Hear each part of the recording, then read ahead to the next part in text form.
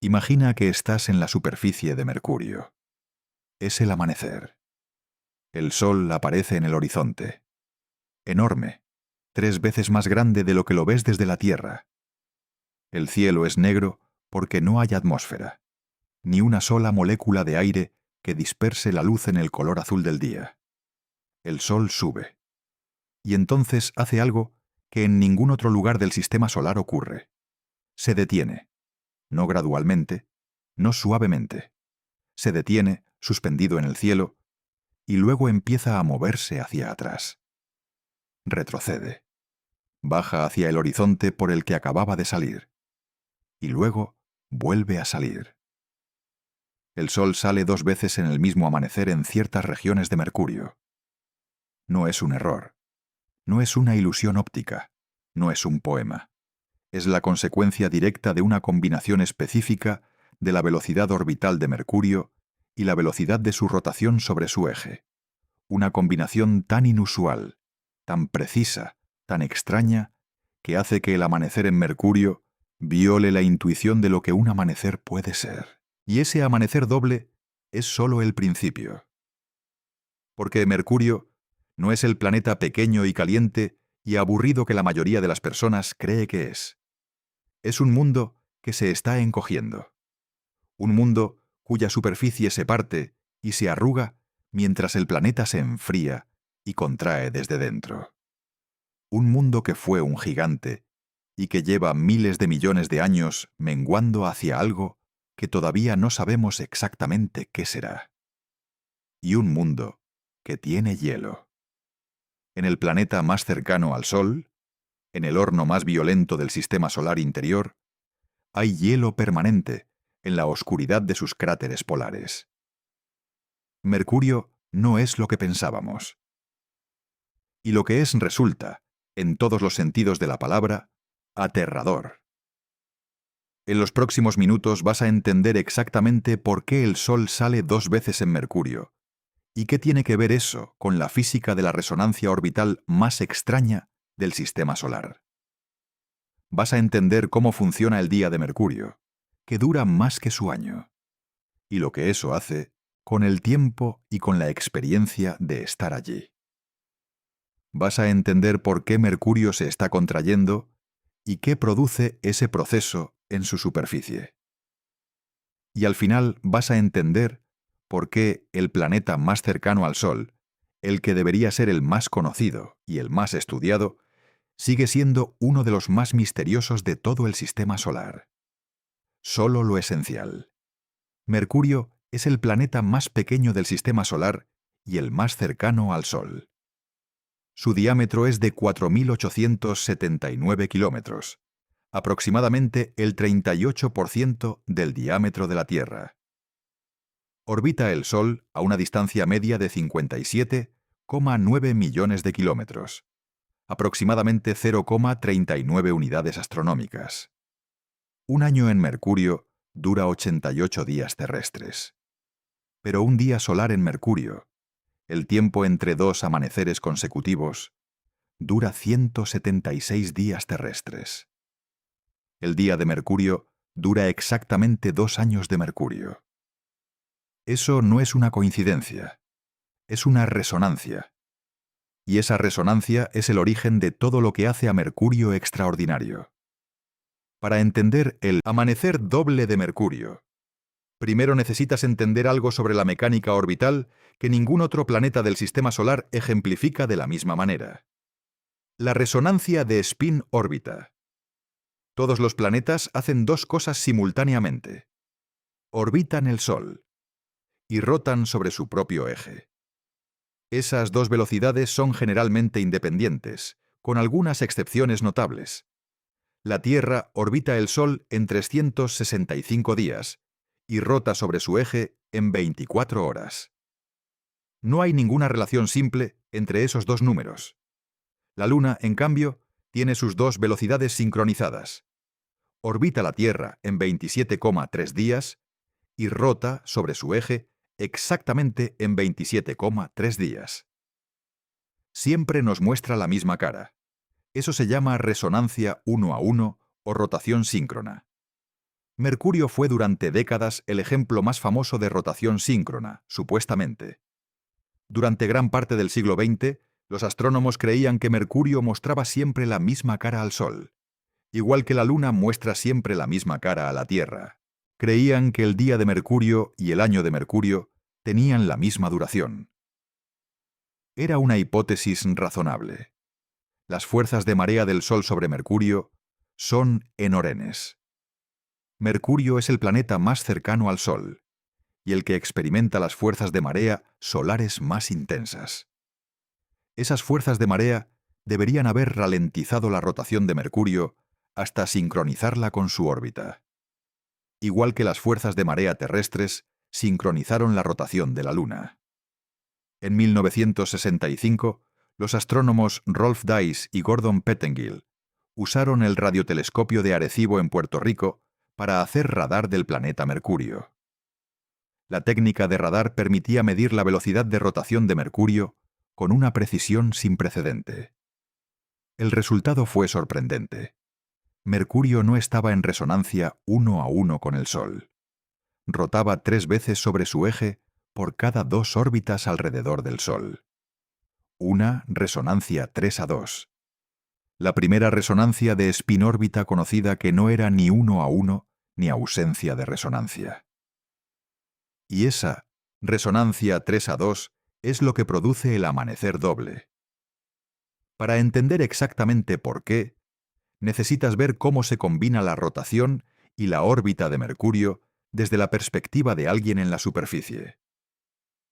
Imagina que estás de pie en Mercurio, en el punto del planeta más cercano al Sol en el perihelio, el punto de máxima aproximación al Sol en la órbita elíptica de Mercurio. Mercurio tiene una órbita especialmente elíptica. Su distancia al Sol varía entre 46 millones de kilómetros en el perihelio y 70 millones de kilómetros en el afelio. Esa es una variación del 50%, enorme comparada con la de la Tierra, cuya variación es de apenas el 3%. En el perihelio, Mercurio está viajando a su máxima velocidad orbital. Está recorriendo su órbita más rápido que en cualquier otro punto. Y aquí está el núcleo de la extrañeza. En el perihelio, la velocidad orbital angular de Mercurio alrededor del Sol, cuánto gira su posición en la órbita por unidad de tiempo, supera, temporalmente, su velocidad de rotación sobre su propio eje. Eso quiere decir que cerca del perihelio, desde la perspectiva de alguien en la superficie, el Sol en el cielo empieza a moverse más despacio.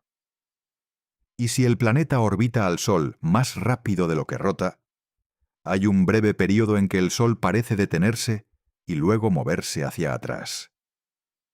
No porque el Sol retroceda, sino porque la velocidad a la que la superficie de Mercurio mira hacia el Sol es temporalmente superada por la velocidad a la que Mercurio viaja alrededor de él.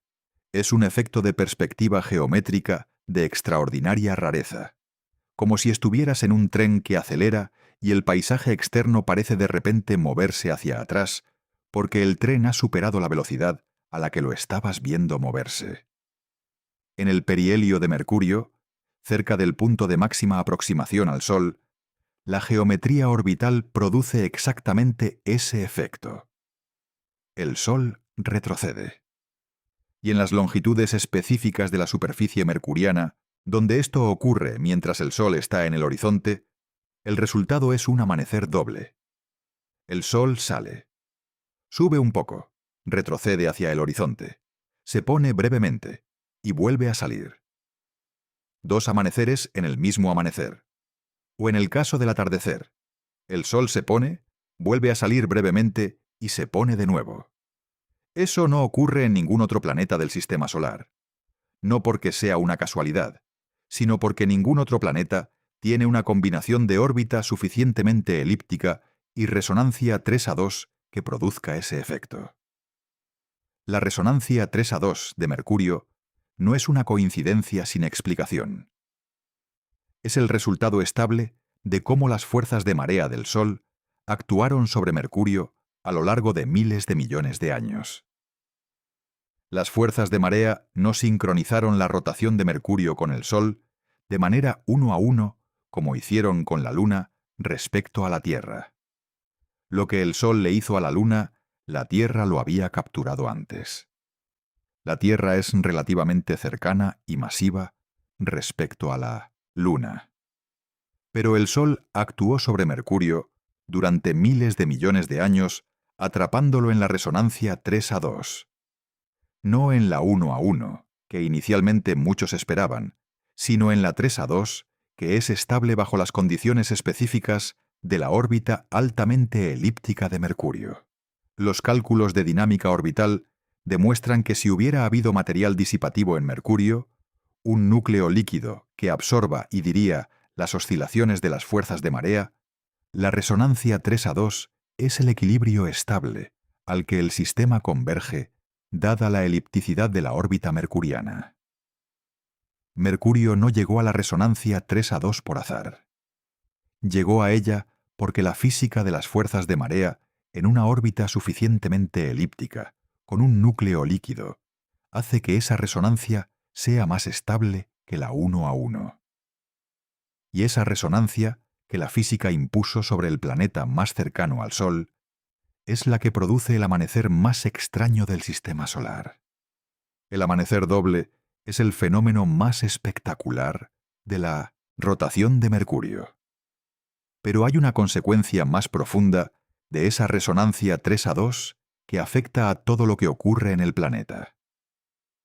El día solar de Mercurio, el tiempo entre dos amaneceres consecutivos, dura 176 días terrestres.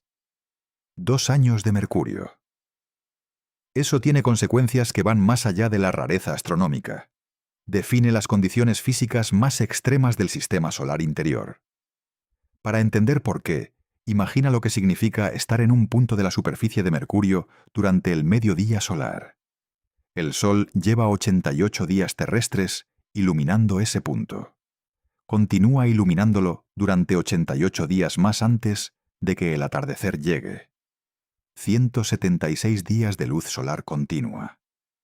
No 24 horas de calor moderado, seguidas de 24 horas de enfriamiento nocturno, como en la Tierra. 176 días de exposición directa al Sol más cercano del sistema solar, sin ninguna atmósfera que distribuya el calor, que filtre la radiación, que suavice los extremos. La temperatura en la superficie del lado diurno de Mercurio alcanza los 430 grados centígrados. 430 grados. El plomo funde a 327 grados. El estaño a 232. El zinc a 420. La superficie de Mercurio en el mediodía solar está a temperaturas que fundirían la mayoría de los metales comunes. El suelo, la roca basáltica y los silicatos que componen la superficie mercuriana no se funden porque tienen puntos de fusión mucho más altos. Pero si hubiera agua, si hubiera hielos, si hubiera compuestos orgánicos, habrían desaparecido en instantes. Y luego, llega la noche. La noche de Mercurio también dura 88 días terrestres. Sin atmósfera que retenga el calor, la superficie se enfría de manera dramática y rápida. La temperatura cae a menos 180 grados centígrados. Menos 180. Una diferencia de 610 grados entre el mediodía y la medianoche. La mayor amplitud térmica de cualquier planeta o luna del sistema solar. Para comparar, en la Luna, que tampoco tiene atmósfera, la amplitud térmica es de unos 300 grados entre el mediodía y la medianoche. Mercurio tiene el doble de amplitud térmica que la Luna. Eso no es solo una curiosidad estadística. Es la consecuencia de tener el Sol más cerca durante más tiempo, combinada con la ausencia total de mecanismo de transporte de calor. En la Tierra, la atmósfera funciona como un sistema de distribución de energía.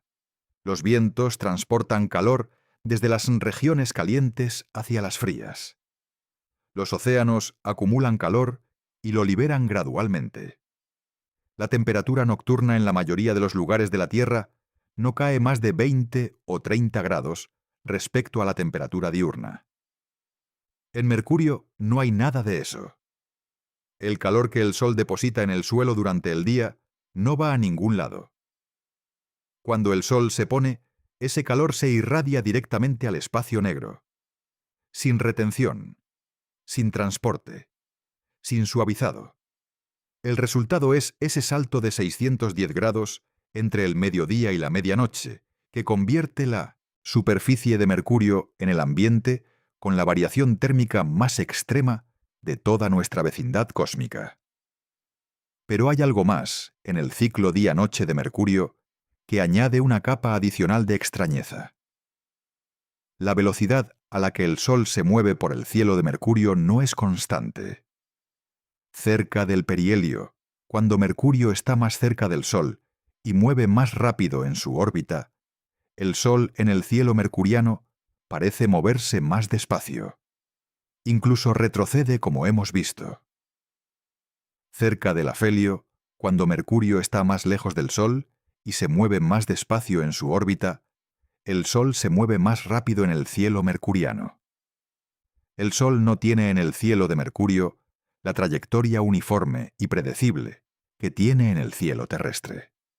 Acelera, se detiene, retrocede, vuelve a avanzar, acelera de nuevo. Un baile irregular determinado completamente por la física orbital del planeta. En algunas longitudes de Mercurio, el Sol sale 2 veces. En el punto antipodal exacto, el Sol se pone 2 veces. Y en todos los puntos intermedios, la velocidad del Sol varía de manera que no tiene equivalente en ninguna experiencia humana. El tiempo en Mercurio, la experiencia de los días y las noches, es algo que ningún ser humano podría reconocer como familiar. Hay algo que está pasando en Mercurio ahora mismo, en este preciso momento mientras ves este video, que no tiene equivalente en ningún otro planeta del Sistema Solar en su estado actual. Mercurio se está encogiendo. No de manera simbólica. No de manera que requiera millones de años para ser apreciable. De manera física, geológicamente activa, que deja marcas visibles en su superficie. Y esas marcas, esas cicatrices de la contracción, son una de las razones por las que las misiones a Mercurio han producido resultados que nadie esperaba completamente. Para entender por qué Mercurio se encoge, necesitas entender cómo se formó. Mercurio se formó hace aproximadamente 4.500 millones de años, al mismo tiempo que los demás planetas del Sistema Solar, a partir de la acreción de material sólido y gaseoso en el disco protoplanetario alrededor del Sol joven. En esa época, Mercurio era un objeto mucho más grande de lo que es hoy. No solo en el sentido de que su material original no se había consolidado todavía, sino en el sentido de que estaba caliente. Muy caliente. La acreción de material, los impactos de los planetesimales que formaban el planeta, depositaban enormes cantidades de energía cinética convertida en calor en el interior del planeta joven. Además, los elementos radiactivos de vida corta que abundaban en el sistema solar primitivo, como el aluminio 26 y el hierro 60, se desintegraban liberando calor adicional.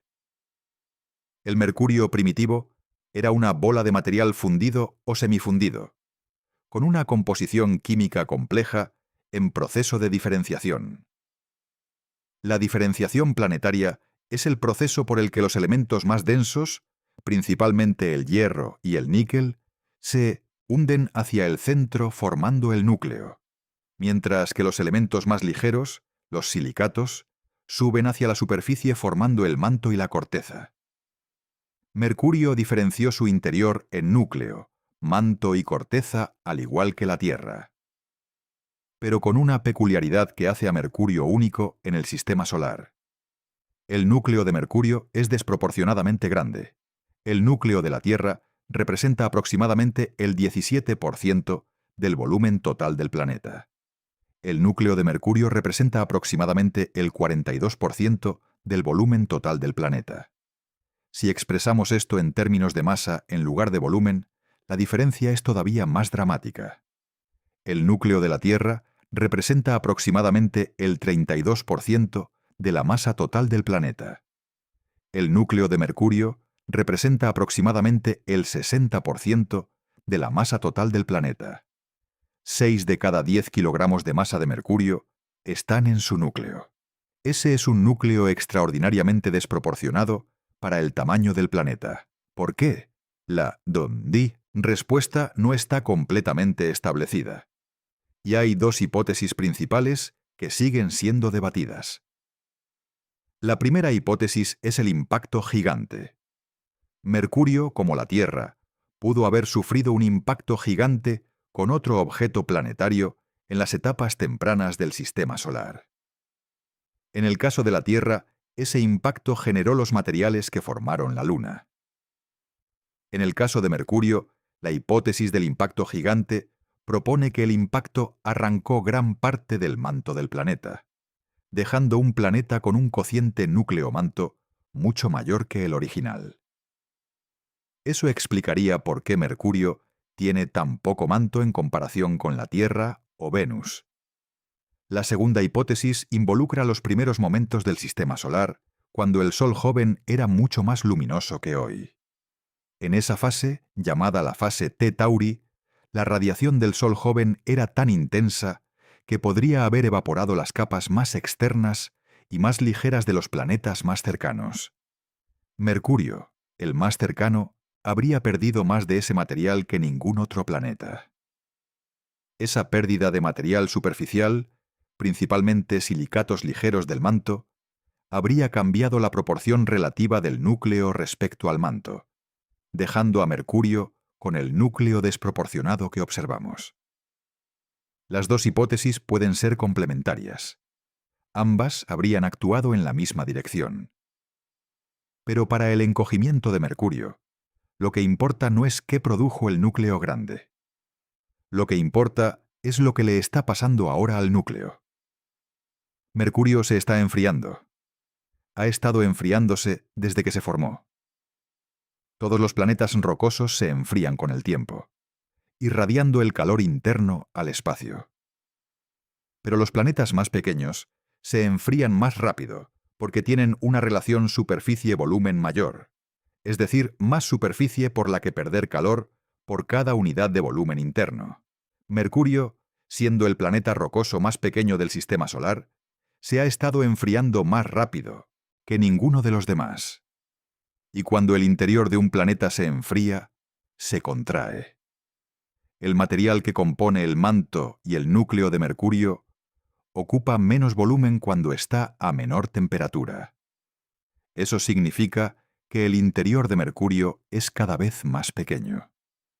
Y cuando el interior se encoge, la corteza que lo recubre tiene que adaptarse. En la Tierra, la corteza se adapta principalmente a través de la tectónica de placas. Los continentes se mueven. Las placas se hunden unas bajo otras. El magma asciende en las dorsales oceánicas. Mercurio no tiene tectónica de placas. Su corteza no está dividida en placas móviles.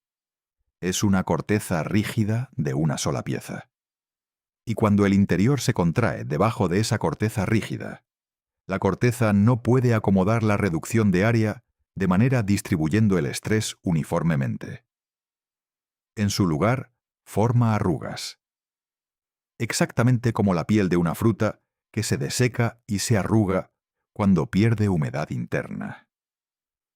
Esas arrugas de la corteza mercuriana se llaman escarpes de lobulados, o lobate scarps en inglés. Son acantilados de aspecto sinuoso que se extienden por cientos de kilómetros de longitud y alcanzan varios kilómetros de altura. Son las marcas más visibles del encogimiento de Mercurio. Y son notablemente frescos en términos geológicos. Los cráteres que se forman en las pendientes de esos escarpes tienen una forma característica que los distingue de los cráteres en terreno plano. Están deformados de maneras que indican que el escarpe se formó o se extendió después de que el cráter existiera. Eso dice que los escarpes de Mercurio no son relieves antiguos fósiles. Son estructuras activas, o al menos lo han sido en el pasado geológico reciente de Mercurio. Y las estimaciones de la contracción total de Mercurio, basadas en el volumen y la distribución de esos escarpes, son sorprendentes. El radio de Mercurio se ha reducido en entre 5 y 7 kilómetros desde que el planeta se formó. La circunferencia ecuatorial de Mercurio se ha reducido en entre 30 y 45 kilómetros. Mercurio ha encogido en decenas de kilómetros desde su formación. Y sigue encogiendo. La sonda Messenger, que orbitó Mercurio entre 2011 y 2015, proporcionó el mapa topográfico más detallado que tenemos de la superficie mercuriana. Ese mapa revela que los escarpes lobulados son más abundantes de lo que los astrónomos esperaban, y que hay escarpes pequeños, frescos, con morfologías que sugieren actividad muy reciente en la escala de tiempo geológica. No hace millones de años, en los últimos decenas o cientos de millones de años, quizás más reciente, lo que significa que Mercurio no es un planeta geológicamente muerto. Es un planeta que se está contrayendo activamente, que está, en el sentido más literal de la palabra, arrugándose. Hay algo en Mercurio que parece completamente imposible cuando lo oyes por primera vez. Hay hielo de agua permanente en Mercurio, en el planeta más cercano al Sol. En el planeta donde la temperatura alcanza 430 grados centígrados a plena luz solar. Hay hielo, no una traza insignificante, no una anomalía marginal. Hay suficiente hielo en las regiones polares de Mercurio para cubrir, si se distribuyera uniformemente, varios cientos de kilómetros cuadrados con una capa de decenas de metros de espesor. ¿Cómo es posible? La respuesta requiere entender algo específico de la geometría de Mercurio. Mercurio tiene el eje de rotación casi perfectamente perpendicular al plano de su órbita. La inclinación axial de Mercurio es de apenas 0,034 grados. Eso es prácticamente cero. Para comparar, la Tierra tiene una inclinación axial de 23,5 grados, que es lo que produce las estaciones. Marte tiene una inclinación de 25 grados. Urano tiene 97,77 grados. Mercurio tiene 0,034 grados. En la práctica, el eje de rotación de Mercurio está perfectamente vertical respecto al plano de su órbita. Las consecuencias de eso son radicales. No hay estaciones en 1989 Mercurio.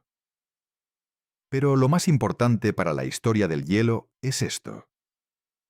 El Sol nunca sube muy por encima del horizonte en los polos de Mercurio. En los polos de la Tierra, el Sol puede alcanzar altitudes significativas sobre el horizonte durante el verano. En los polos de Mercurio, el Sol nunca sube más de unos pocos grados sobre el horizonte. Y eso significa que las paredes y los fondos de los cráteres en los polos de Mercurio, orientados de maneras que los mantienen en sombra permanente, nunca reciben luz solar directa. Nunca.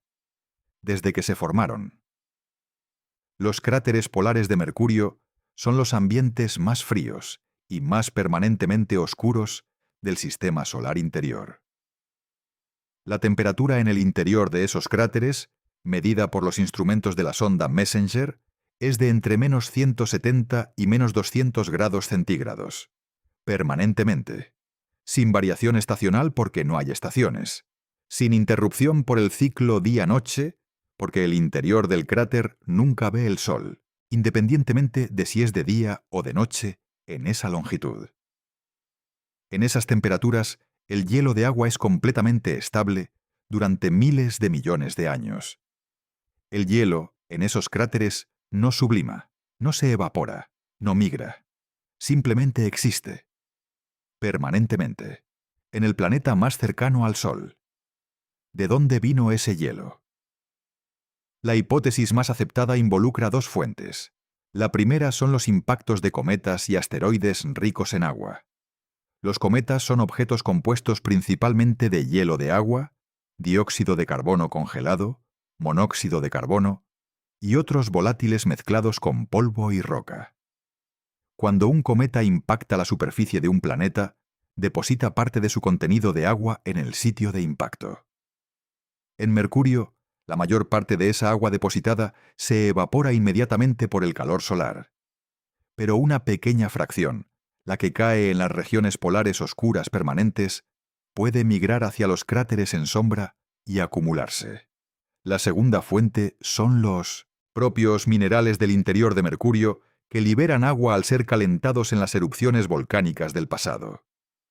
El agua liberada por actividad volcánica puede migrar por la superficie hasta llegar a las regiones polares frías y quedar atrapada. Las observaciones de Messenger de la superficie de los cráteres polares revelaron algo adicional que confirmó la presencia de hielo. El radar del instrumento MLA, el Mercury Laser Altimeter, mostró que los cráteres en sombra permanente en los polos reflejan el radar de manera muy diferente al regolito ordinario. Son brillantes para el radar de una manera que es característica del hielo de agua. Y la distribución de esas regiones de alta reflectividad radar coincide exactamente con las regiones que los modelos predicen como permanentemente sombreadas dada la geometría orbital de Mercurio. Pero hay algo más en esa observación que es especialmente perturbador.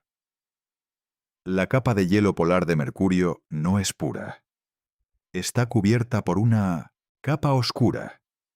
No hielo limpio expuesto directamente a la superficie. Hielo recubierto por material orgánico de color oscuro. Las observaciones de Messenger muestran que en algunos cráteres polares el hielo está en el interior del cráter, pero recubierto por una capa de material oscuro que tiene entre 10 centímetros y 30 centímetros de espesor. Ese material oscuro tiene propiedades espectrales que son consistentes con material orgánico complejo. Posiblemente compuestos como los tolins, moléculas orgánicas complejas producidas por la irradiación de mezclas simples de carbono, nitrógeno e hidrógeno. El origen de ese material orgánico sobre el hielo de Mercurio es un misterio que los científicos que analizan los datos de Messenger están todavía intentando resolver. Una posibilidad es que venga de los mismos cometas que aportaron el agua. Los cometas tienen material orgánico además de hielo. Al impactar, depositan tanto el hielo como el material orgánico. El hielo migra hacia las regiones frías. El material orgánico más oscuro y pesado puede seguir una trayectoria similar y depositarse sobre el hielo. Con el tiempo, la irradiación de esa mezcla por rayos cósmicos y partículas energéticas solares la transforma en compuestos orgánicos cada vez más complejos. El resultado es la capa oscura de material orgánico complejo sobre el hielo. Eso no es evidencia de vida en Mercurio. La astrobiología es clara en que la presencia de compuestos orgánicos no implica vida biológica. Pero es evidencia de que la química del carbono, la misma química que en la Tierra es la base de toda la vida, está ocurriendo en la oscuridad de los cráteres polares de Mercurio, en el planeta más cercano al Sol, en el mundo que debería ser el menos prometedor para cualquier tipo de química compleja. Y eso lo hace, en un sentido que la astrobiología tiene que tomar en serio, un destino más interesante de lo que parecía. Hay algo que Mercurio tiene que no debería tener: un campo magnético, no tan intenso como el de la Tierra, aproximadamente el 1% de la intensidad del campo magnético terrestre, pero presente. Y su presencia es un misterio que las misiones a Mercurio han ido desvelando de manera parcial. Los planetas rocosos del sistema solar interior tienen historias muy diferentes con respecto a sus campos magnéticos.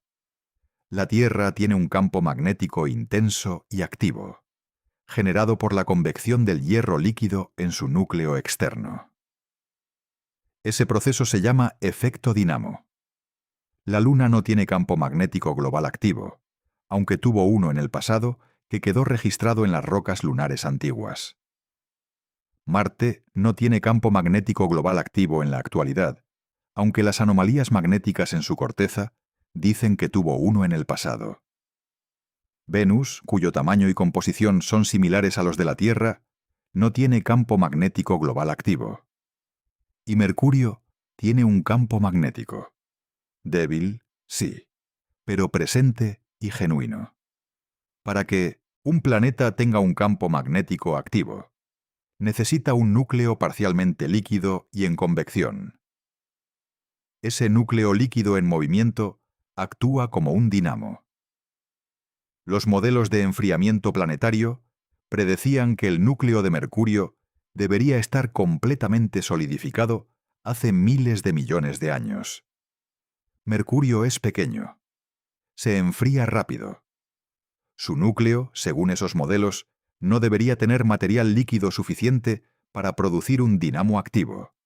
Y sin embargo tiene campo magnético. La resolución de esa aparente contradicción vino de los datos de Messenger. La sonda midió con precisión el campo magnético de Mercurio y encontró que tiene propiedades que son consistentes con un dinamo activo en un núcleo parcialmente líquido. El campo magnético de Mercurio tiene una estructura diferente al de la Tierra. El dipolo magnético de Mercurio, el eje del campo, está desplazado hacia el norte del ecuador geométrico del planeta. En la Tierra, el dipolo magnético está razonablemente centrado en el planeta, con solo una pequeña desviación respecto al eje de rotación. En Mercurio, el dipolo magnético está desplazado hacia el norte en aproximadamente el 20% del radio del planeta. Eso es un campo magnético con una geometría interna muy diferente a la terrestre. La explicación más aceptada actualmente involucra la estructura estratificada del interior de Mercurio. Si el núcleo de Mercurio tiene una parte exterior líquida, con una composición específica, que produce la convección de manera asimétrica, concentrada más hacia el hemisferio norte, eso podría explicar por qué el dipolo magnético está desplazado hacia el norte. Las simulaciones numéricas del dinamo mercuriano han reproducido esa geometría asimétrica bajo ciertas condiciones de temperatura y composición del núcleo. Y esas condiciones son consistentes con un núcleo que contiene azufre disuelto en el hierro líquido. El azufre en el hierro reduce el punto de fusión de la mezcla. Un núcleo de hierro con suficiente azufre disuelto permanece parcialmente líquido incluso después de haberse enfriado hasta temperaturas que solidificarían el hierro puro. Eso explica cómo Mercurio puede tener todavía un núcleo parcialmente líquido, y por tanto un campo magnético activo, a pesar de ser el planeta rocoso más pequeño del sistema solar. El azufre del núcleo mantiene el hierro líquido lo suficientemente largo para que el dinamo siga activo. Y ese campo magnético activo tiene consecuencias para la superficie de Mercurio. La magnetosfera de Mercurio, el volumen de espacio donde el campo magnético de Mercurio domina sobre el campo del viento solar, es pequeña. Mucho más pequeña que la magnetosfera terrestre. La presión del viento solar sobre Mercurio es mayor que sobre la Tierra, porque Mercurio está más cerca del Sol, y el viento solar es más intenso a menor distancia. Y la magnetosfera de Mercurio no es lo suficientemente grande para proteger completamente la superficie del bombardeo del viento solar. Las partículas energéticas del viento solar alcanzan directamente la superficie de Mercurio en las regiones polares, donde las líneas del campo magnético conectan la magnetosfera con la superficie. Esas partículas erosionan el suelo de Mercurio. Liberan átomos de la superficie hacia el exoesfera del planeta y contribuyen a lo que los astrónomos llaman la cola de sodio de Mercurio. Una corriente de átomos de sodio arrancados de la superficie que se extiende detrás del planeta alejándose del Sol. Mercurio no tiene atmósfera en ningún sentido práctico, pero tiene lo que los astrónomos llaman una exosfera, una nube extremadamente tenue de átomos y moléculas sobre su superficie, mantenida en estado dinámico por la continua aportación de material arrancado de la superficie por el viento solar y por los impactos de meteoritos. Esa exosfera está compuesta principalmente de oxígeno, sodio, hidrógeno, helio, potasio y algunos otros elementos arrancados de la roca. No es una atmósfera que pueda soportar presión apreciable. La presión de la exosfera de Mercurio en la superficie es aproximadamente 1/1000º de la presión atmosférica de la Tierra. Nada. Pero la exosfera existe y está siendo constantemente renovada por el viento solar y los impactos. Es una atmósfera en proceso de formación y destrucción simultáneas, un equilibrio dinámico entre los átomos arrancados de la superficie y los átomos perdidos al espacio. Para entender cuánto ha cambiado lo que sabemos sobre Mercurio en las últimas décadas, necesitas entender cuánto no sabíamos antes de que enviáramos naves a estudiarlo directamente. Mercurio es el planeta peor estudiado de los 4 planetas rocosos del Sistema Solar. No porque sea el más difícil de encontrar o el más distante, sino porque es el más difícil de alcanzar con una nave espacial. Eso parece contraintuitivo. Mercurio es el planeta más cercano al Sol. ¿Por qué no es también el más fácil de alcanzar? La respuesta tiene que ver con la física orbital. Cuando lanzamos una nave desde la Tierra hacia el interior del Sistema Solar, esa nave hereda la velocidad orbital de la Tierra, aproximadamente 30 km por segundo alrededor del Sol. Para llegar a Mercurio, que orbita el Sol a aproximadamente 47 km por segundo, la nave necesita reducir su velocidad relativa al Sol de manera enorme para poder entrar en una órbita alrededor de Mercurio. La cantidad de combustible necesaria para ese frenado es enorme. Si se pudiera hacer directamente, una nave a Mercurio necesitaría más combustible que una nave a cualquier otro planeta del Sistema Solar, incluyendo los gigantes gaseosos. Eso parece absurdo. Mercurio está más cerca que Júpiter o Saturno. Pero la mecánica orbital dice que la distancia al destino no es lo que determina la dificultad del viaje. Lo que determina la dificultad es cuánto tienes que cambiar la velocidad orbital para llegar y quedarte en el destino. Y para Mercurio, ese cambio de velocidad es extremadamente costoso en términos de combustible. La solución que los ingenieros de la NASA usaron para las 2 misiones a Mercurio que han existido, Mariner 10 y Messenger, fue la asistencia gravitacional. En lugar de ir directamente a Mercurio con una gran quema de motor, las naves realizaron múltiples sobrevuelos de Venus y de la propia Mercurio para usar la gravedad de esos planetas para modificar su trayectoria progresivamente. Messenger, lanzada en 2004, realizó un total de 6 asistencias gravitacionales antes de entrar en órbita alrededor de Mercurio en 2011. Un sobrevuelo de la Tierra, 2 sobrevuelos de Venus, 3 sobrevuelos de Mercurio. Todo eso para reducir progresivamente la velocidad orbital de la nave hasta que pudiera entrar en órbita alrededor de Mercurio, con el combustible disponible. El viaje duró 7 años. Para el planeta más cercano al Sol, Messenger orbitó Mercurio desde 2011 hasta 2015, cuando agotó su combustible de maniobra y se estrelló contra la superficie del planeta. Los datos de Messenger revolucionaron lo que sabíamos sobre Mercurio. Descubrieron el hielo polar y el material orgánico sobre él. Cartografiaron completamente la superficie del planeta por primera vez. Midieron el campo magnético con una precisión sin precedente. Descubrieron que la composición química de la superficie de Mercurio era diferente de lo que los modelos predecían. Más rica en azufre y en potasio, elementos que los modelos de formación planetaria en condiciones de alta temperatura habrían predicho como escasos. Y revelaron los escarpes de contracción en número y distribución que confirmaron que Mercurio estaba encogiendo de manera activa. Los datos de Messenger generaron más preguntas de las que resolvieron. ¿Por qué la composición de la superficie de Mercurio es inconsistente con los modelos de formación planetaria en el horno interno del Sistema Solar? ¿Cómo llegó tanto material volátil, el azufre, el potasio, al planeta más cercano al Sol, donde el calor de la formación debería haber evaporado esos elementos? ¿Es el núcleo de Mercurio completamente diferente a lo que los modelos predecían? Esas preguntas motivaron la misión Bepicolombo. Bepicolombo es una misión conjunta de la Agencia Espacial Europea y la Agencia Japonesa de Exploración Aeroespacial, que fue lanzada en octubre de 2018. Es en realidad dos naves en una: el Mercury Planetary Orbiter de la ESA y el Mercury Magnetospheric Orbiter de JAXA.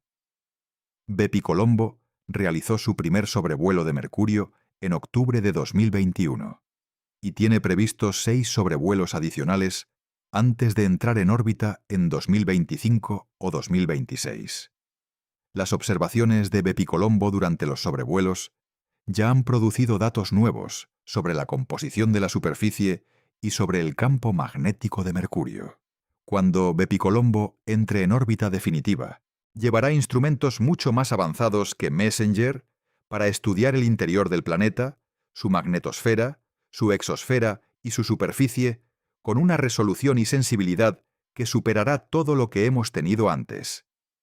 Y las respuestas que proporcione probablemente producirán todavía más preguntas.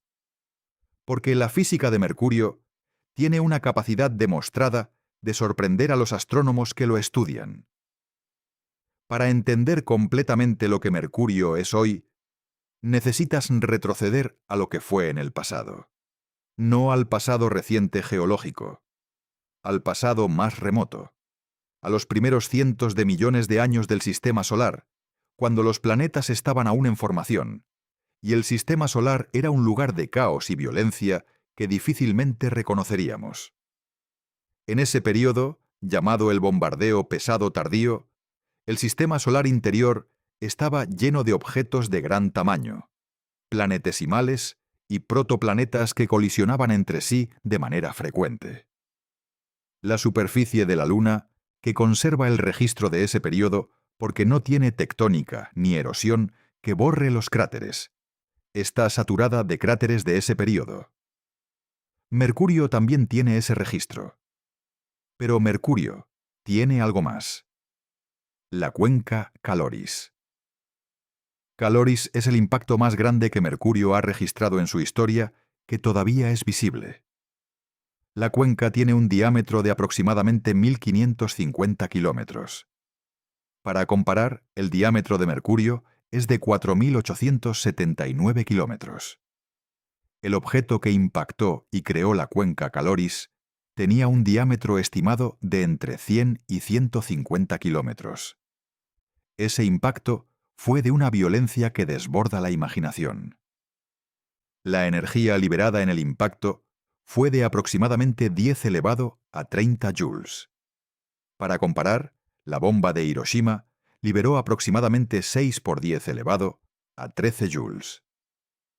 El impacto de Caloris liberó más energía que toda la energía que el Sol emite en un segundo. La onda de choque del impacto atravesó el planeta entero. En el punto exactamente antipodal a Caloris, en el otro lado del planeta, la convergencia de las ondas de choque produjo un terreno único, llamado el terreno caótico de las llanuras caóticas o chaotic terrain. Las ondas sísmicas generadas por el impacto recorrieron todo el planeta y se concentraron en el punto antipodal, produciendo un terreno fragmentado y elevado con características que no tienen equivalente en ningún otro lugar del Sistema Solar.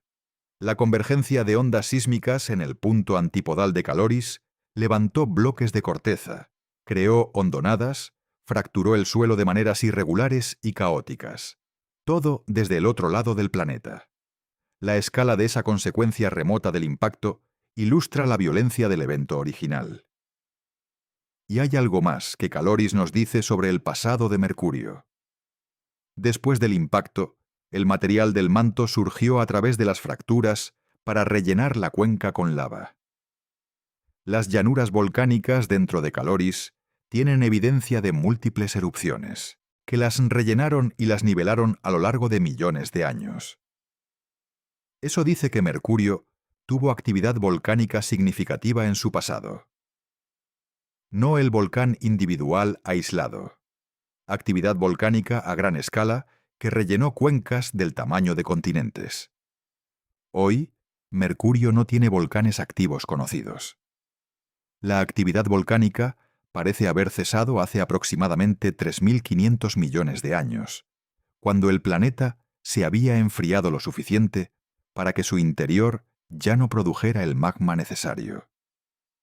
Pero las llanuras lisas que cubren amplias regiones de la superficie mercuriana, especialmente en la región norte que Messenger cartografió con detalle, son el registro de esa actividad volcánica intensa de los primeros 1.000 millones de años del planeta. Llanuras volcánicas del tamaño de Europa cubriendo el hemisferio norte de un planeta del tamaño de la Luna. El Mercurio primitivo era un mundo de lava y volcanes y catástrofes de impacto. El Mercurio actual es un mundo muerto, geológicamente, excepto por el lento encogimiento de su interior. La transición entre esos dos estados tomó aproximadamente 1.000 millones de años, y en ese proceso de transición, el planeta perdió su actividad volcánica, solidificó gran parte de su interior, y comenzó el lento proceso de contracción que continúa hasta hoy. El Sol no es solo una fuente de luz y calor para Mercurio. Es una presencia activa que continuamente modifica la superficie y la exosfera del planeta de maneras que no tienen equivalente para ningún otro planeta del sistema solar. Para entender por qué, necesitas entender la escala del viento solar en la proximidad de Mercurio. El viento solar es la corriente continua de partículas cargadas, principalmente protones y electrones, que el Sol emite en todas las direcciones. En la órbita de la Tierra, la densidad del viento solar es de aproximadamente 5 a 10 partículas por centímetro cúbico, con velocidades de entre 400 y 700 kilómetros por segundo. Y menos la órbita de Mercurio, más cercana al Sol, el viento solar es significativamente más denso y más energético. La densidad del viento solar en la órbita de Mercurio es aproximadamente 10 veces mayor que en la órbita de la Tierra. Y la presión de radiación solar, la presión ejercida por los fotones del Sol sobre los objetos en la superficie de Mercurio, es aproximadamente 6 veces mayor que sobre la superficie terrestre. Esa intensidad del ambiente solar tiene varias consecuencias directas. La primera es la erosión espacial del suelo. Los protones del viento solar que alcanzan la superficie de Mercurio, con energías de kiloelectronvoltios a megaelectronvoltios, penetran en el suelo y modifican la estructura química de los minerales superficiales. Ese proceso se llama space weathering, erosión espacial. La Luna también experimenta erosión espacial, pero a menor intensidad. En Mercurio, la intensidad del viento solar hace que la erosión espacial sea más rápida y más profunda.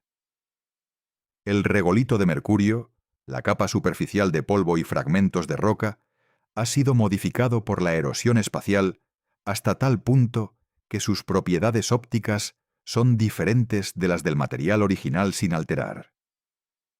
La superficie de Mercurio parece más oscura de lo que debería ser dado su contenido mineral, porque la erosión espacial crea una capa de nanopartículas de hierro en la superficie de los granos de regolito que absorbe más luz. La segunda consecuencia es la inyección continua de material a la exosfera. El bombardeo del viento solar y de los micrometeoritos arranca continuamente átomos del suelo de Mercurio y los lanza a la exosfera. Esos átomos, principalmente sodio, potasio, calcio, magnesio, no tienen suficiente velocidad para escapar la gravedad de Mercurio en la mayoría de los casos, así que eventualmente caen de nuevo a la superficie. Pero algunos átomos, en las partes más altas de la exosfera, acelerados por la presión de radiación solar, sí pueden escapar. Y esos átomos escapados forman la cola de sodio y la cola de calcio de Mercurio, corrientes de átomos que se extienden detrás del planeta, alejándose del Sol, como la cola de un cometa. Esas colas han sido fotografiadas desde la Tierra usando telescopios especializados. Son una característica única de Mercurio en el sistema solar interior. La tercera consecuencia es las tormentas magnéticas en la pequeña magnetosfera de Mercurio. Cuando hay eyecciones de masa coronal del Sol, explosiones de material solar que viajan a velocidades de miles de kilómetros por segundo, la magnetosfera de Mercurio es golpeada con una intensidad que no tiene equivalente en ningún otro planeta del sistema solar. La Tierra experimenta tormentas geomagnéticas durante las eyecciones de masa coronal que afectan a los satélites y a las redes eléctricas. En Mercurio, la respuesta de la magnetosfera a una eyección de masa coronal es mucho más dramática. Las partículas energéticas de la eyección comprimen la magnetosfera hasta que las líneas del campo magnético conectan directamente la superficie con el espacio interplanetario. Eso permite que las partículas energéticas bombardeen la superficie directamente. En esos episodios de bombardeo intenso, la tasa de erosión de la superficie aumenta dramáticamente. El flujo de material hacia la exosfera aumenta. Las auroras, similares a las boreales y australes terrestres, pero mucho más intensas respecto al tamaño del planeta, cubren grandes extensiones de la superficie mercuriana. Messenger observó esas tormentas magnéticas mercurianas en detalle. Los datos muestran que la magnetosfera de Mercurio es un sistema extremadamente dinámico, que responde al viento solar de maneras que todavía no estamos completamente seguros de entender. El campo magnético de Mercurio no protege la superficie como el de la Tierra protege la nuestra. Es demasiado débil y demasiado pequeño. En lugar de protegerla, la filtra, parcialmente, dejando pasar suficientes partículas energéticas para erosionar la superficie de manera continua, pero bloqueando las más energéticas que podrían pulverizar el suelo completamente. El resultado es una superficie que está en un estado de equilibrio dinámico entre la erosión continua por el ambiente solar y la acumulación de nuevo material por impactos. No una superficie estática. Una superficie que está siendo continuamente procesada por la violencia del entorno. El estudio de Mercurio no es solo el estudio de un planeta pequeño y cercano al Sol. Es el estudio del proceso que formó todos los planetas del sistema solar. Y en ese sentido, las anomalías de Mercurio, las cosas que no encajan en los modelos, son las más valiosas. La más importante de esas anomalías es la composición de la superficie. Los modelos de formación planetaria predicen que los planetas que se forman cerca del Sol, en las regiones más calientes del disco protoplanetario, deberían estar compuestos principalmente de materiales refractarios, materiales con puntos de fusión altos que pueden existir en estado sólido a las temperaturas elevadas del disco interno. Los elementos volátiles, aquellos con puntos de ebullición bajos, que se evaporan a temperaturas moderadas, deberían haber sido barridos del disco interno y no deberían estar presentes en Mercurio en cantidades significativas. El potasio, el sodio, el cloro, el azufre, son todos elementos relativamente volátiles. Messenger encontró que la superficie de Mercurio tiene concentraciones de potasio, sodio, cloro y azufre que son significativamente mayores que las predichas por los modelos estándar. El potasio es especialmente informativo. El cociente potasio-torio, dos elementos con la misma geoquímica, pero uno volátil y el otro refractario, es un indicador del grado de volatilidad del material planetario. En la Tierra, el cociente potasio-torio refleja una pérdida moderada de volátiles durante la formación. En la Luna, el cociente es mucho menor, lo que indica que la Luna perdió más volátiles, probablemente en el impacto gigante que la formó. En Mercurio, el cociente potasio-torio medido por Messenger, es similar al de la Tierra. Eso quiere decir que Mercurio no perdió significativamente más volátiles que la Tierra, a pesar de estar mucho más cerca del Sol, donde las temperaturas de formación eran más altas. Eso es inconsistente con los modelos estándar de formación planetaria que predicen que los planetas más cercanos al Sol deberían ser más pobres en volátiles. La explicación de esa anomalía todavía no está completamente establecida. Una posibilidad es que los modelos de la temperatura del disco protoplanetario en la región interior estén equivocados. Quizás el disco interno era más frío de lo que los modelos predicen, y los volátiles podían sobrevivir ahí. Otra posibilidad es que Mercurio no se formó donde está ahora. Si Mercurio se formó a una distancia mayor del Sol y luego migró hacia adentro por interacciones gravitacionales con otros planetas o con el disco de gas, su composición reflejaría las condiciones más frías donde se formó, no las condiciones calientes donde ahora existe. La migración planetaria es un proceso bien establecido en la teoría de formación de sistemas planetarios. Los modelos de Nash y Grant-Tack proponen que los planetas gigantes del sistema solar migraron significativamente en los primeros cientos de millones de años. Si los planetas gigantes migraron, los planetas terrestres también pudieron hacerlo, aunque en escalas menores. Una Mercurio que se formó a una distancia mayor del Sol y migró hacia adentro tendría la composición química que Messenger observó. Esa es una hipótesis activa que el análisis de los datos de Bepi-Colombo podría ayudar a evaluar con más detalle. Y hay una tercera posibilidad que implica algo sobre el propio Sol primitivo.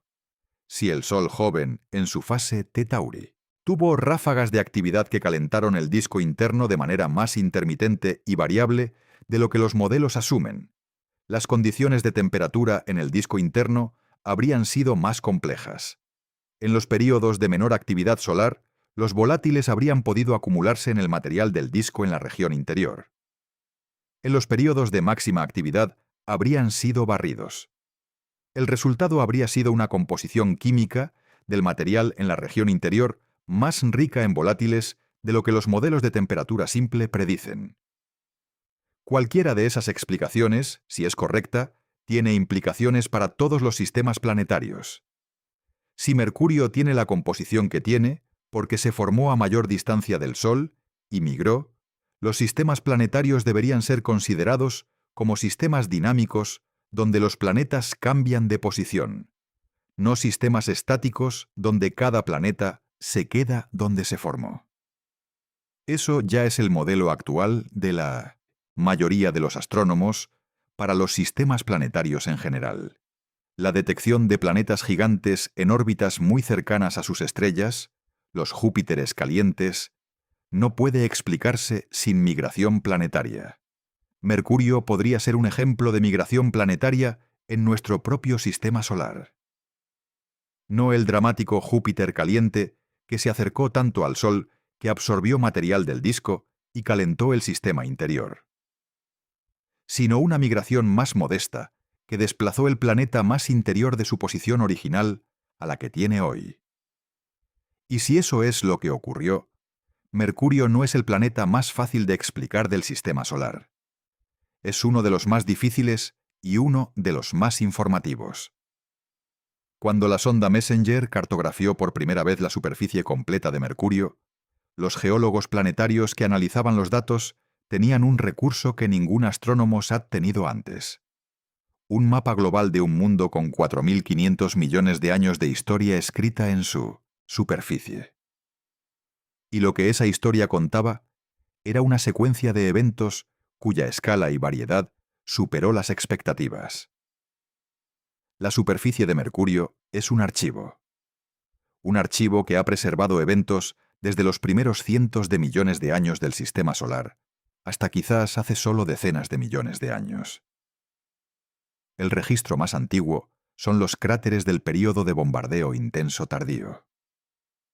Mercurio, como la Luna, sufrió el bombardeo de miles de objetos grandes durante el período entre 4.100 y 3.800 millones de años atrás, cuando el sistema solar interior todavía contenía una abundancia de planetesimales sin incorporar a los planetas. Los cráteres de ese período son los más grandes y los más degradados. Tienen los bordes más suavizados por el impacto de cráteres más pequeños posteriores. Tienen ejecta, el material lanzado por el impacto, distribuida en patrones que han sido parcialmente enterrados por actividad posterior. Son los más viejos y los que dan el aspecto más saturado de cráteres a ciertas regiones de la superficie mercuriana, especialmente en el hemisferio sur.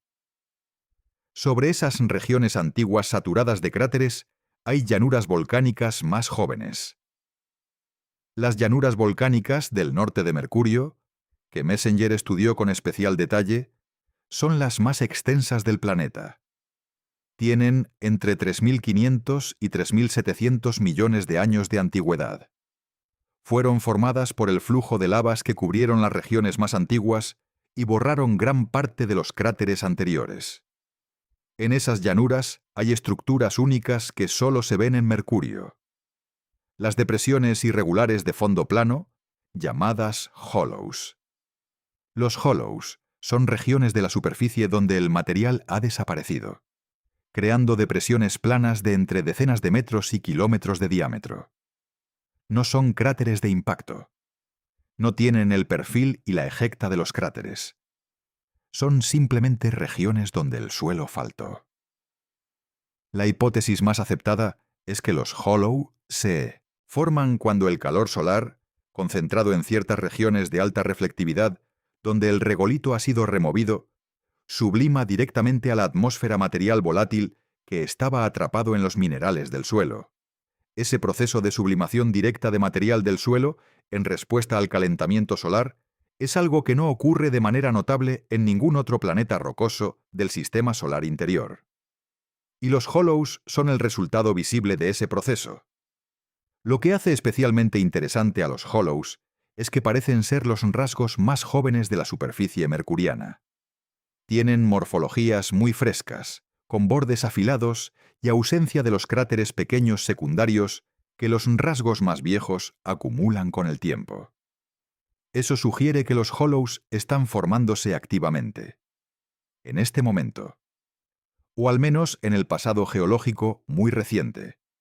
Si los hollows son rasgos activos, representan un proceso de modificación de la superficie mercuriana que ningún modelo había predicho y que todavía no está completamente entendido. Son el tercer proceso activo de Mercurio, junto con el encogimiento de los escarpes y el procesamiento continuo de la exosfera por el viento solar. Un planeta que parecía muerto tiene 3 procesos de modificación activa de su superficie que no estaban en las predicciones. Sobre las llanuras volcánicas hay también los escarpes de contracción que ya hemos descrito, que cortaron transversalmente todo tipo de terrenos, desde los más antiguos hasta las propias llanuras volcánicas. Eso dice que los escarpes de contracción son más jóvenes que todo lo que cortan. La contracción de Mercurio no terminó con el enfriamiento inicial del planeta. Ha continuado a lo largo de toda la historia de Mercurio y continúa hoy. Y sobre todo eso, esparcidos por toda la superficie, están los cráteres de los últimos miles de millones de años. Cráteres de todos los tamaños. Desde los más grandes, como Caloris, hasta los más pequeños que los instrumentos de Messenger podían resolver. Cada cráter es un evento preservado en el registro geológico del planeta.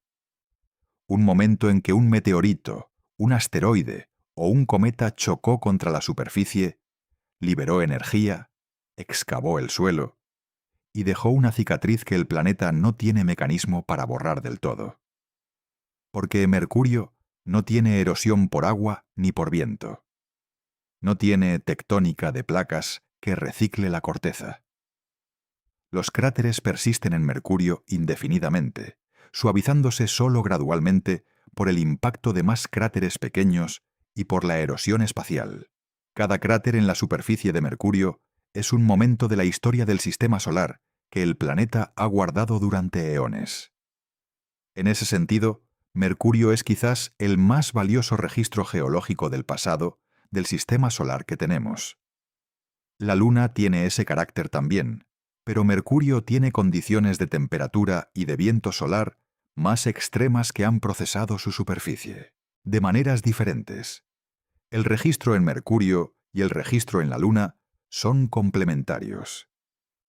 Juntos cuentan la historia más completa que podemos obtener del pasado del sistema solar interior. Hay algo que hace que el estudio de Mercurio sea relevante más allá del sistema solar.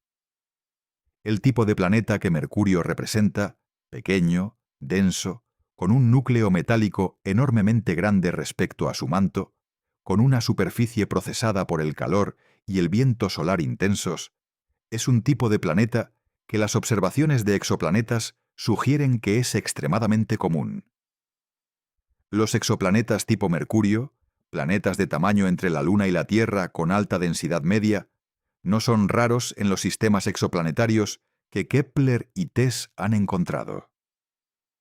Y los planetas en órbitas extremadamente cercanas a sus estrellas, donde el calor estelar y el viento estelar son tan intensos como lo son para Mercurio en torno al Sol, son en realidad una categoría muy común en los catálogos de exoplanetas. Para entender qué le ocurre a esos planetas, para predecir cuánto duran sus atmósferas, cómo se modifica su superficie, qué papel juega el campo magnético en la protección del suelo, necesitamos entender exactamente cómo funciona Mercurio. Mercurio es el laboratorio natural más cercano que tenemos para los planetas en condiciones extremas de calor estelar. Las dos misiones que hemos enviado, Mariner 10 y Messenger, y la misión Bepi Colombo que está en camino, son, en ese sentido, inversiones en la comprensión de la física de toda una clase de planetas que el universo produce en abundancia. Cuando los astrónomos miden la densidad de un exoplaneta pequeño y descubren que es anormalmente alta, como ocurre con los Hot Mercuries que se detectan en algunos sistemas estelares, los modelos que usan para interpretar esa observación están basados en lo que saben sobre Mercurio. El cociente núcleo-manto que se infiere para esos exoplanetas, la historia de impactos gigantes o de erosión estelar que se propone para explicar su densidad anómala, todo eso depende de lo bien que entendemos la física que Mercurio ejemplifica. Y hay un grupo de exoplanetas especialmente relevante en ese contexto. Los supermercurios. Son planetas de entre 1 y 3 masas terrestres con densidades que implican un cociente núcleo-manto incluso mayor que el de Mercurio. Planetas que son básicamente bolas de hierro con una fina capa de silicato en el exterior. ¿Cómo se forman esos planetas? Las mismas hipótesis que se proponen para explicar el gran núcleo de Mercurio se aplican a esos supermercurios. Impactos gigantes que arrastran el manto. Erosión estelar que elimina las capas externas más ligeras. O quizás una historia de formación en un disco protoplanetario con composición química inusual. Pero para discriminar entre esas hipótesis para los supermercurios exoplanetarios, necesitamos haber discriminado primero entre esas hipótesis para el Mercurio, de nuestro propio sistema solar. Y todavía no lo hemos hecho completamente. Bepi Colombo, cuando entre en órbita, medirá el campo gravitacional de Mercurio con una precisión suficiente para inferir la estructura interna del planeta. El tamaño del núcleo, la densidad del núcleo, la distinción entre el núcleo sólido interior y el líquido exterior. Esas mediciones, junto con los datos de composición de la superficie y las observaciones del campo magnético, deberían permitir discriminar entre las hipótesis de formación con mucha mayor precisión. Y las conclusiones de esa discriminación serán aplicables directamente a todos los supermercurios que los astrónomos detecten en los próximos años con los telescopios de próxima generación. Mercurio no es solo el planeta más interior de nuestro sistema solar. Es la clave para entender una categoría completa de planetas que el universo fabrica con frecuencia y que todavía no entendemos completamente. Hasta ahora hemos discutido lo que Mercurio fue y lo que es. La pregunta que cierra la historia de Mercurio es lo que será. No en el horizonte de décadas o siglos humanos, en el horizonte de miles de millones de años. Y la respuesta, como todo en Mercurio, resulta ser más extraordinaria de lo que la intuición predice. El encogimiento de Mercurio continuará. El planeta seguirá enfriándose. El núcleo seguirá solidificándose progresivamente. La corteza seguirá siendo empujada a arrugarse para acomodar la reducción del volumen interior. En algún punto del futuro lejano, el núcleo de Mercurio se habrá solidificado completamente. Cuando eso ocurra, el campo magnético de Mercurio se apagará. Sin núcleo líquido en convección, el dinamo que genera el campo magnético dejará de funcionar. El campo magnético de Mercurio, débil ya hoy, desaparecerá.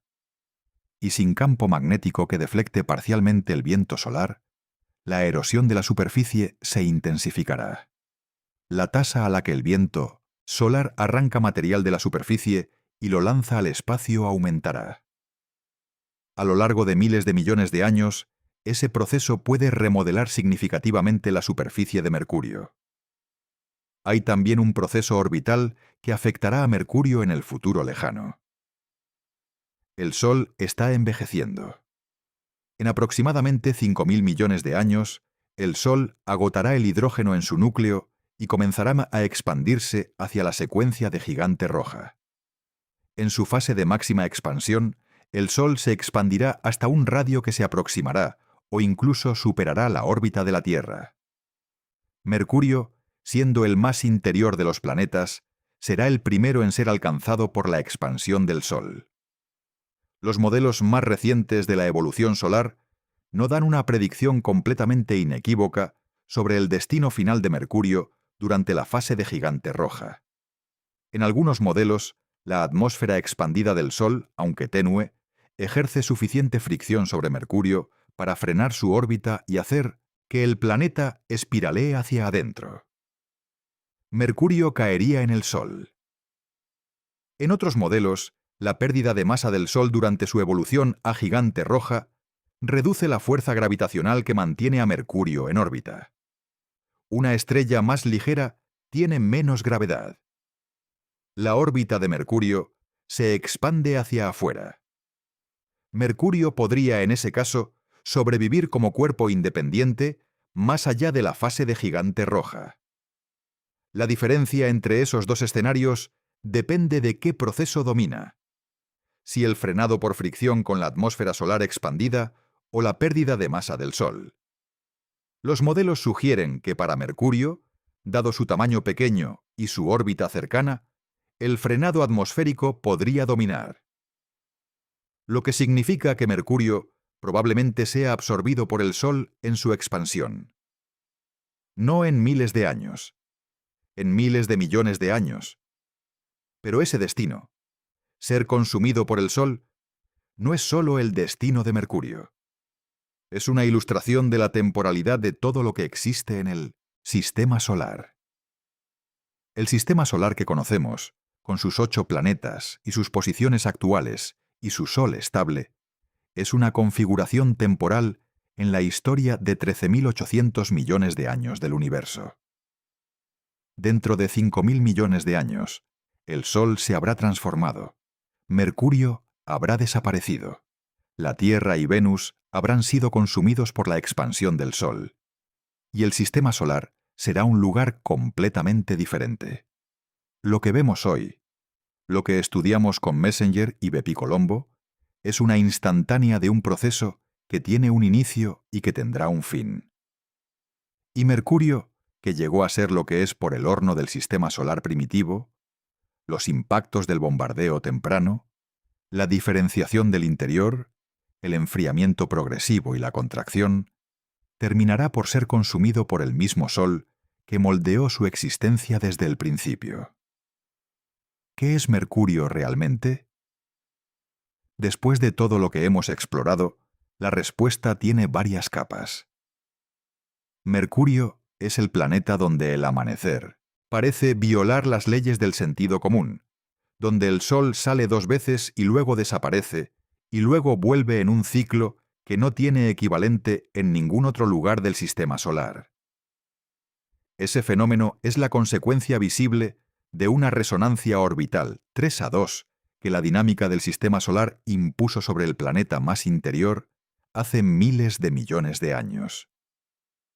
Mercurio es el planeta que se está encogiendo, que se arruga como una fruta, que pierde su humedad interior, que produce escarpes de kilómetros de altura como cicatrices de ese encogimiento, y que sigue haciéndolo en este momento. Mercurio es el planeta donde hay hielo en el horno, donde los cráteres polares en sombra permanente guardan hielo de agua y compuestos orgánicos complejos a pocos metros de la superficie más caliente del sistema solar interior. Una paradoja geométrica que la inclinación axial casi nula del planeta produce de manera inevitable. Mercurio es el planeta con el núcleo más desproporcionado del sistema solar. Un mundo que es en el 60% de su masa simplemente hierro fundido y hierro sólido. Un mundo cuya historia de formación, sea por impacto gigante o por erosión solar o por migración desde el disco exterior, no está todavía completamente resuelta. Y Mercurio es el planeta que el estudio de los exoplanetas hace cada vez más relevante. No como rareza de nuestro sistema solar, sino como prototipo de una clase de planetas que el universo produce en abundancia y que la astronomía de exoplanetas está empezando a estudiar en serio. Cada cosa que aprendemos sobre Mercurio se traduce directamente en mejor comprensión de los planetas densos y metálicos que orbitan cerca de sus estrellas en docenas de sistemas estelares conocidos. El planeta que durante siglos pareció un punto de luz sin interés, el más difícil de ver porque siempre está cerca del Sol, resulta ser uno de los más informativos para entender cómo funcionan los sistemas planetarios. Eso no habría podido predecirse antes de que tuviéramos datos, y los datos que Bepicolombo está reuniendo en sus sobrevuelos y que reunirá cuando entre en órbita, profundizarán todavía más esa comprensión. Mercurio no es el planeta que pensábamos que era. Nunca lo fue. Y lo que es resulta ser, en todos los sentidos de la palabra, extraordinario. Hay un patrón que conecta cada cosa que hemos aprendido sobre Mercurio y que va más allá de la astronomía planetaria. Cada vez que la humanidad ha tenido suficientes datos para estudiar un mundo en detalle, ese mundo ha resultado ser más complejo, más activo, más lleno de procesos no esperados de lo que las observaciones iniciales sugerían. La Luna parecía un mundo muerto. Tiene volcanes de vidrio, estructuras de tubos de lava, agua en los polos, y una historia dinámica que todavía se está desvelando. Marte parecía un desierto frío sin interés. Tiene el volcán más grande del sistema solar, evidencia de un pasado habitado. Agua, subsuperficial, y posiblemente vida microbiana. Plutón parecía un bloque de hielo inerte. Tiene montañas de hielo de agua, llanuras de nitrógeno congelado en convección activa, y una geología activa que ningún modelo predecía. Y Mercurio parecía un planeta pequeño y caliente y aburrido, el planeta que simplemente estaba ahí, en el interior del sistema solar, sin nada especial que ofrecer. Resulta que tiene el amanecer más extraño del sistema solar. Resulta que se está encogiendo. Resulta que tiene hielo polar con material orgánico complejo. Resulta que tiene un núcleo cuyo tamaño desafía la mayoría de los modelos de formación planetaria. Resulta que es relevante para entender toda una clase de exoplanetas que son comunes en la galaxia. El patrón es claro. Los mundos que estudiamos siempre son más ricos de lo que imaginamos antes de estudiarlos. Y Mercurio, el último de los planetas interiores en ser estudiado con sondas en órbita, resulta seguir ese patrón con una precisión que asombra. La próxima vez que veas Mercurio en el cielo, en uno de esos breves momentos antes del amanecer o después del atardecer cuando el planeta más interior aparece como un punto de luz cerca del horizonte, piensa en lo que ese punto contiene. Un planeta donde el Sol sale 2 veces, donde el suelo se arruga mientras el planeta se encoge, donde el hielo existe en la oscuridad permanente a pocos kilómetros del calor que fundiría el plomo, donde el viento solar arranca átomos del suelo y los lanza al espacio formando colas visibles desde la Tierra, donde los cráteres han preservado momentos de los primeros 4.500 millones de años del sistema solar. Todo eso en un punto de luz que apenas puedes ver a simple vista, que desaparece en el brillo del amanecer o del atardecer antes de que tengas tiempo de estudiarlo. Mercurio no es lo que pensábamos que era. Es mucho más raro, mucho más activo, mucho más revelador de los procesos que formaron el sistema solar y que siguen moldeándolo. Y hay una sonda que en este momento está aproximándose a él, midiendo su campo magnético durante cada sobrevuelo, preparando sus instrumentos para cuando entre en órbita, lista para producir la siguiente ronda de resultados que volverán a cambiar lo que creíamos saber. El planeta pequeño y cercano al Sol, que nadie esperaba estudiar con tanto detalle, está revelando ser, quizás, la pieza del sistema solar que más tenemos que entender para comprender cómo se formó todo lo demás. Lo aterrador no es el calor de 430 grados en la superficie. Lo aterrador es cuánto no sabíamos sobre el planeta más cercano a nosotros. Y cuánto más queda por descubrir. Para que el amanecer doble sea completamente tangible, conviene seguirlo minuto a minuto desde la perspectiva de alguien parado en la longitud de Mercurio, donde ocurre. No existe ningún ser vivo en Mercurio para vivir ese momento. Pero la física lo permite describir con exactitud completa. Estás de pie en la longitud de Mercurio, que los astrónomos llaman el horno, el punto de la superficie que mira directamente al Sol en el momento del perihelio. Llevas días esperando el amanecer. El cielo ha estado negro durante 44 días terrestres, desde el último atardecer. Ahora, en el horizonte, aparece el borde del Sol. El Sol, en el horizonte mercuriano, es 3 veces más grande que el Sol visto desde la Tierra. En el horizonte, ese Sol gigante ocupa un ángulo de casi 1,7 grados en el cielo. Para comparar, el Sol desde la Tierra ocupa 0,5 grados. El Sol comienza a subir. Lentamente, porque la rotación de Mercurio es muy lenta. 1 hora, 2 horas. El Sol sube unos grados sobre el horizonte. Y entonces empieza a desacelerarse. No de golpe, gradualmente. El Sol, que subía, se mueve cada vez más despacio. Se detiene, suspendido en el cielo, varios grados sobre el horizonte. Durante varios días terrestres, el Sol permanece prácticamente estático en el cielo, moviéndose con una lentitud agonizante. Y luego comienza a moverse hacia atrás. Lentamente, el Sol empieza a bajar. En lugar de seguir subiendo como lo hacen los amaneceres terrestres, baja hacia el horizonte. El Sol vuelve a ponerse. El horizonte lo traga de nuevo. La oscuridad regresa. Pero solo por poco, porque el perihelio ha pasado. Mercurio ha doblado la esquina de su órbita y empieza a alejarse del Sol. La velocidad orbital de Mercurio empieza a disminuir, y entonces la velocidad de rotación vuelve a superar la velocidad orbital. El Sol vuelve a aparecer por el mismo horizonte. El segundo amanecer. Esta vez el Sol sale y no para. Sube progresivamente, acelerando a medida que la geometría orbital se normaliza. En los siguientes días, el Sol sube hacia el cénit en una trayectoria que, aunque irregular en velocidad, no vuelve a invertirse. Ese segundo amanecer es el que da inicio al largo día mercuriano, los 88 días de luz solar continua que llevarán la temperatura del suelo a 430 grados. Para alguien viviendo ese momento, El doble amanecer sería una de las experiencias más desorientadoras que el sistema solar puede ofrecer. No hay ningún referente en la experiencia humana para un amanecer que se invierte a mitad. Ninguna intuición biológica ni cultural nos prepara para un sol que sale, retrocede, se pone y vuelve a salir.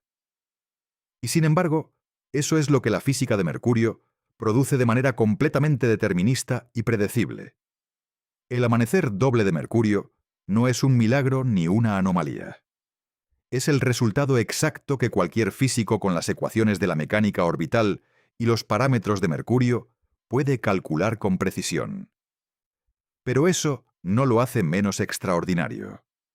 Los 610 grados de amplitud térmica entre el mediodía y la medianoche de Mercurio no son solo un dato estadístico. Tienen consecuencias físicas sobre la roca de la superficie que se expresan en maneras que ningún otro cuerpo del sistema solar experimenta con la misma intensidad. La roca no es un material perfectamente rígido. Se expande cuando se calienta y se contrae cuando se enfría. El coeficiente de expansión térmica de los silicatos que componen el regolito de Mercurio es de aproximadamente 10 elevado a -5 por grado Kelvin. Con una variación de temperatura de 610 grados a lo largo del día mercuriano de 176 días terrestres, la expansión y contracción térmica de la roca superficial es de aproximadamente 0,6%. Un metro de roca se expande y se contrae en 6 milímetros durante cada ciclo día-noche. Eso parece pequeño, pero esos ciclos se repiten. 176 días de calentamiento seguidos de 176 días de enfriamiento. Ciclo tras ciclo durante miles de millones de años. Los geólogos conocen ese proceso en la Tierra como fatiga térmica de la roca. Cuando la roca se expande y se contrae de manera cíclica, las tensiones que eso genera en el interior del material producen fracturas microscópicas. Con el tiempo, esas fracturas se propagan. Las rocas se fragmentan. En la Tierra, ese proceso, llamado termoclastia, contribuye a la erosión de los desiertos, donde las variaciones de temperatura diurnas son grandes. En Mercurio, donde la variación de temperatura es el doble que en el desierto más caliente de la Tierra y el ciclo dura 176 días en lugar de 24 horas, el proceso de termoclastia es más intenso y produce más fragmentación de la roca. El regolito de Mercurio, la capa de polvo y fragmentos de roca sobre la superficie, es en parte el resultado de ese proceso de fragmentación térmica acumulado durante miles de millones de años. Junto con la fragmentación por impactos, la fragmentación térmica ha producido un regolito fino y profundo sobre gran parte de la superficie de Mercurio. Y hay algo más que la variación térmica extrema de Mercurio produce. Las diferencias de temperatura entre el lado iluminado y el lado oscuro de una roca individual producen tensiones mecánicas que pueden fracturar la roca. Si tienes una roca con un lado expuesto al sol de 430 grados y el lado opuesto protegido del sol a temperaturas mucho más bajas, el gradiente de temperatura dentro de la roca crea tensiones mecánicas. Esas tensiones pueden superar la resistencia a la fractura del material y producir lo que los geólogos llaman exfoliación, el desprendimiento de láminas de la superficie de la roca. Ese proceso es visible en ciertas rocas de la superficie mercuriana en las imágenes de alta resolución de Messenger. Rocas que muestran morfologías de exfoliación consistentes con la fractura producida por tensiones térmicas. No por impactos, no por erosión eólica que no existe en Mercurio, sino por el propio calentamiento y enfriamiento extremos. La superficie de Mercurio se está partiendo literalmente por el frío y el calor. Por la variación extrema entre los 430 grados del mediodía y los -180 de la medianoche. Una fractura que suma su efecto al de los impactos y al del encogimiento del planeta. 3 procesos de fragmentación y deformación simultáneos. En el planeta que parecía el más estático y el más aburrido del sistema solar. Hay un resultado de Messenger que ha generado debate científico sin resolver y que ilustra cuánto queda por entender sobre la química de mercurio. El magnesio. Messenger midió la abundancia de diferentes elementos en la superficie de mercurio usando su instrumento XRS, el X-Ray Spectrometer, que detecta la fluorescencia de rayos X producida cuando la superficie es irradiada por los rayos X del Sol durante las llamaradas solares. Los resultados para el magnesio fueron sorprendentes. La superficie de mercurio tiene una abundancia de magnesio que varía significativamente entre diferentes regiones. Algunas regiones tienen mucho más magnesio que otras. Esa variabilidad no estaba en los modelos. Si la superficie de mercurio fuera el resultado de volcanismo uniforme que cubrió grandes áreas con lava de composición, similar, la abundancia de magnesio debería ser relativamente uniforme. La heterogeneidad en el magnesio dice que el volcanismo de mercurio no fue uniforme en composición. Diferentes erupciones en diferentes momentos tuvieron lavas de composición diferente.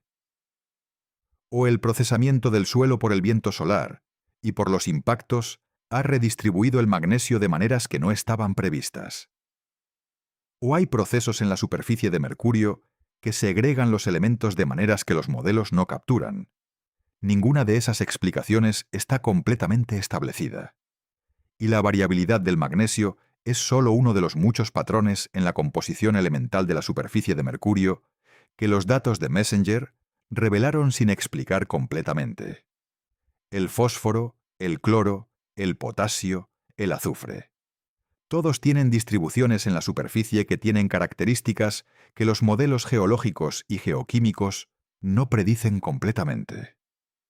La superficie de mercurio es químicamente más compleja y más heterogénea de lo que cualquier modelo previo a Messenger esperaba. Y esa complejidad dice algo sobre los procesos que la produjeron. Volcanismo variable en composición a lo largo del tiempo. Impactos que mezclan materiales de diferentes profundidades. Procesamiento por el viento solar que modifica la composición de la capa más superficial. Posiblemente migración de material volátil en condiciones de sombra y de luz. Todos esos procesos simultáneos, actuando durante 4.500 millones de años, han producido una superficie cuya química es la suma de todas esas contribuciones. Bepi Colombo lleva instrumentos de espectroscopía de mayor precisión y mayor cobertura espectral que Messenger. Cuando entre en órbita, producirá mapas de composición elemental de la superficie de mercurio con una resolución y una completitud que Messenger no podía alcanzar. Y esos mapas deberían permitir separar las contribuciones de los diferentes procesos, identificar qué regiones fueron afectadas más por el volcanismo, cuáles por los impactos, cuáles por el procesamiento del viento solar. Esa separación, si se logra, producirá la primera historia geoquímica completa de mercurio. Y esa historia, con toda su complejidad, enriquecerá el contexto en el que se interpretan las observaciones de los exoplanetas tipo Mercurio en otros sistemas estelares. Hay algo que quiero que intentes la próxima vez que tengas la oportunidad. Mercurio es visible a simple vista en condiciones adecuadas. Aparece como un punto de luz brillante muy cerca del horizonte en la media hora después del atardecer o antes del amanecer, dependiendo de la época del año y de la posición en la órbita. Nunca se aleja mucho del Sol en el cielo porque su órbita es interior a la de la Tierra. Los astrónomos lo llaman una elongación máxima cuando el ángulo entre Mercurio y el Sol, visto desde la Tierra, es máximo. Esa elongación máxima es de solo 28 grados. 28 grados sobre el horizonte mientras el Sol está por debajo. Eso significa que Mercurio siempre está cerca del horizonte cuando es visible, siempre en el brillo crepuscular, siempre en riesgo de ser oscurecido por la atmósfera baja y la contaminación lumínica. Se dice que Copérnico, el astrónomo que propuso el sistema heliocéntrico del sistema solar, nunca vio a Mercurio con sus propios ojos durante toda su vida. No porque no lo intentara, sino porque desde las latitudes del norte de Europa donde vivió, las condiciones de visibilidad de Mercurio son especialmente difíciles. Y sin embargo, Copérnico colocó a Mercurio en el centro de su modelo del sistema solar, en la posición más interior, más cercano al Sol que ningún otro planeta, sin haberlo visto jamás, solo con los datos que otros observadores habían recopilado. Eso es la ciencia en su forma más pura. Razonar desde los datos hacia la verdad, aunque la experiencia directa no sea posible. Si tienes la oportunidad de ver a Mercurio con tus propios ojos, en uno de esos momentos de claridad cerca del horizonte crepuscular, es un punto de luz sin rasgos. No puedes ver el amanecer doble. No puedes ver los escarpes de contracción. No puedes ver el hielo en los cráteres polares. Solo un punto. Pero ese punto, con todo lo que ahora sabes sobre él, contiene la historia de 4.500 millones de años de un mundo que se formó en el horno del sistema solar interior, que sobrevivió el bombardeo temprano, que diferenció su interior en el núcleo de hierro más grande que cualquier planeta de su tamaño tiene, que se está contrayendo lentamente mientras su interior se enfría, que guarda hielo bajo el brillo del Sol más cercano, y que continuará haciéndolo durante miles de millones de años más.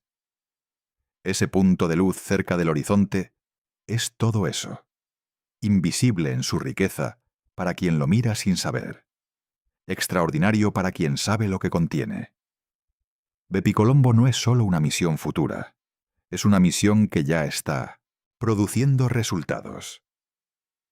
Los sobrevuelos de Mercurio que Bepicolombo ha realizado entre 2021 y el momento actual han generado datos que, aunque no son las observaciones sistemáticas que producirá desde la órbita, ya están aportando información nueva. El primero de los 6 sobrevuelos planificados de Mercurio ocurrió en octubre de 2021. La nave pasó a solo 199 kilómetros de la superficie de Mercurio, la aproximación más cercana de una nave espacial al planeta desde Messenger. Los instrumentos de Bepicolombo activos durante el sobrevuelo midieron el campo magnético con alta resolución, registraron la composición de la exosfera y captaron imágenes de la superficie con una resolución que permitió ver rasgos de entre cientos de metros y kilómetros. Los resultados preliminares de ese primer sobrevuelo revelaron ya algo inesperado en el campo magnético. Las mediciones mostraron variaciones en el campo magnético a pequeña escala que sugieren que hay fuentes de campo magnético más próximas a la superficie de lo que los modelos predicen. Eso podría ser evidencia de material magnetizado en la corteza mercuriana, corteza que fue magnetizada cuando el campo magnético global era más fuerte en el pasado y que ha retenido esa magnetización como una huella del campo antiguo. Ese tipo de magnetización remanente existe en la corteza de Marte, y es la evidencia de que Marte tuvo un campo magnético activo en el pasado. Si la corteza de Mercurio también tiene magnetización remanente, eso aporta información sobre la historia del dinamo de Mercurio, sobre cómo de intenso fue el campo en el pasado y cuándo comenzó a debilitarse. Bepicolombo realizó 4 sobrevuelos adicionales de Mercurio en 2023 y 2024, con aproximaciones cada vez más cercanas diseñadas para reducir progresivamente la velocidad de la nave y prepararla para la entrada en órbita. Cada sobrevuelo ha aportado más datos del campo magnético, de la exosfera y de la superficie. Y cada conjunto de datos ha producido nuevas preguntas sobre las que los equipos científicos están trabajando. La entrada en órbita de Bepicolombo en 2025 o 2026, cuando ambos orbitadores, el de la ESA y el de JAXA, se separen y comiencen sus respectivas órbitas científicas, marcará el inicio de la fase más rica en datos de la exploración de Mercurio. Durante al menos un año mercuriano, los instrumentos de Bepicolombo medirán el campo magnético con la más alta resolución espacial y temporal jamás lograda, cartografiarán la composición elemental de la superficie con la cobertura y la sensibilidad más completas que ningún instrumento ha tenido.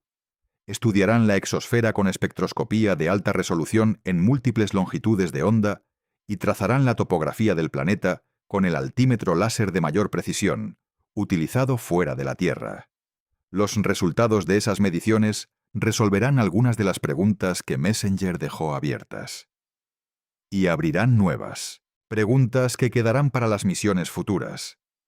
Porque ese es el patrón inevitable de la exploración científica. Las respuestas producen preguntas más precisas. Y Mercurio, demostrado como el planeta más sorprendente del sistema solar interior, tiene la capacidad probada de generar sorpresas que ningún modelo previo anticipa.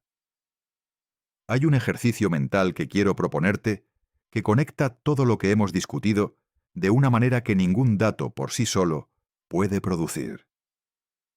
Imagina estar de pie en la llanura volcánica del norte de Mercurio. No en el amanecer doble, sino en el mediodía. El Sol lleva semanas en el cielo. Es 3 veces más grande que el Sol visto desde la Tierra. El cielo es completamente negro a pesar de que el Sol brilla. No hay atmósfera que disperse su luz en el azul diurno que conocemos. Las estrellas son visibles en el cielo junto al Sol, no invisibilizadas por el brillo del cielo. Visibles, porque el cielo es negro. La temperatura del suelo bajo tus pies, si tuvieras acceso a un termómetro, marca 430 grados. A tu alrededor, el suelo gris oscuro de regolito, polvo y fragmentos de roca modificados por miles de millones de años de impactos y erosión espacial, refleja poco la luz solar. En el horizonte, a cientos de kilómetros de distancia si la visibilidad fuera perfecta, podrías ver el borde de un escarpado. Una pared de varios kilómetros de altura que corre en línea sinuosa durante cientos de kilómetros. La marca de la contracción del planeta que dejó a la corteza sin espacio suficiente para mantenerse plana. Hacia el norte, si miras en la dirección correcta, está el polo norte de Mercurio.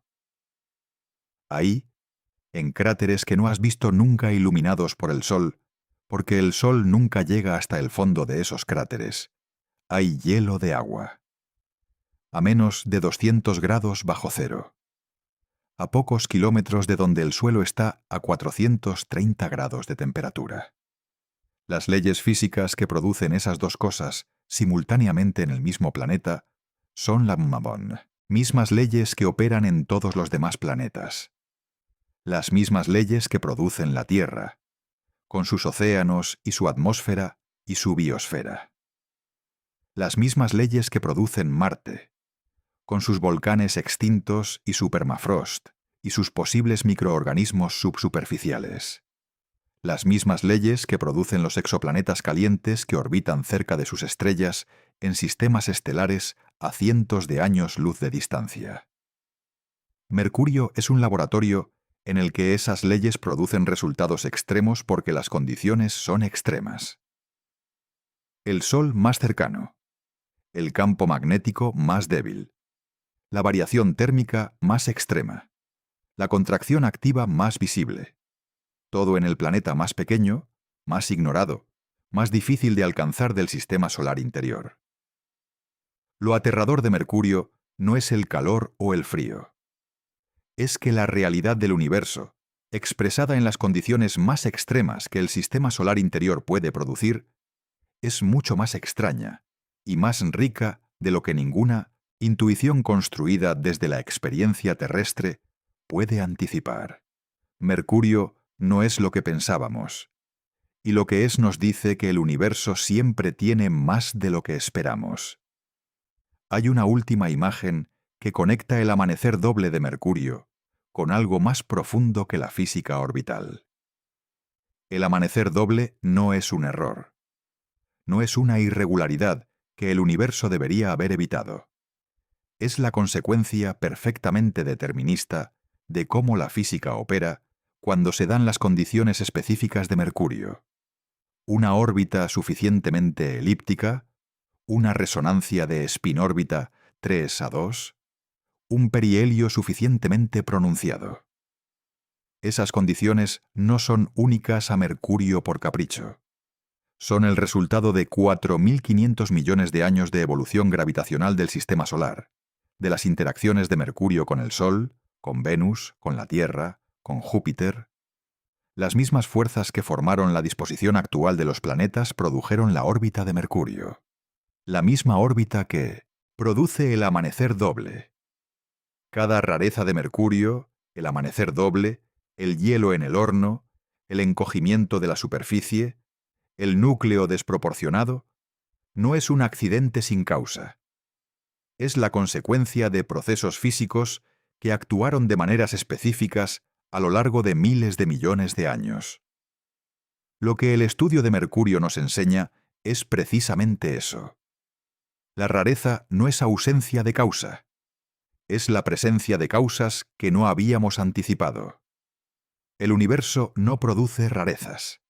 El universo produce consecuencias de leyes físicas aplicadas a condiciones específicas.